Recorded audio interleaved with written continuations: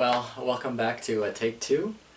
Um, Sorry about the technical difficulties the first time, but we'll just continue on with the show recorded. And I'll do the same program like I would have done. And the bulk of the performance here will be a Beethoven sonata. I'll talk about that when I get to that one, but I wanted to start with another popular piece by Claude Debussy. Claude Debussy is, we call it impressionist musician, an impressionist composer, kind of like the impressionist artists, like Claude Monet and Renoir, who made these very different kind of paintings than what had come before, where they kind of stripped away the details and made these beautiful wash of color paintings of nature and other outdoor scenes. And Debussy kind of did the same thing with his music and made the listeners take a step back. Might not have all the clear details, but you see this and hear this overall beautiful image, like in this very popular piece of his first arabesque. So if you don't know this one, I hope you enjoy this early impressionist piece by Claude Debussy.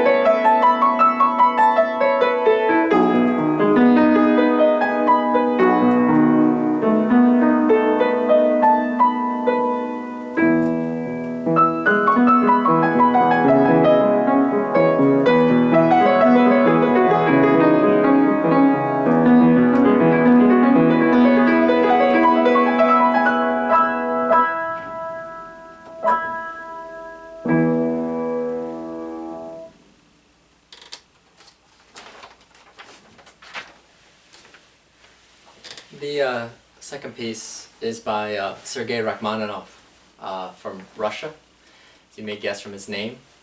And it's something called an etude. An etude was traditionally something that you would play to improve a certain skill. It would target a certain skill, and they used to be kind of just boring exercises and so on. But a composer named Frederick Chopin made concert etudes, which are artistic and much more interesting and beautiful.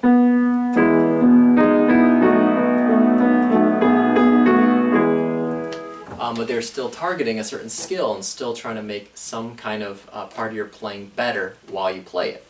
And Rachmaninoff continued that tradition of concert etudes with some very intense, very dramatic etudes he wrote that are both something you'd play at a concert, but also still improving some kind of skill. And in this one, this etude is targeting playing a melody with both hands. So you'll hear this melody line that keeps switching hands. So you can see if I can keep that going while I'm also trying to play everything else in the piece. So this is his etude in G minor by Rachmaninoff.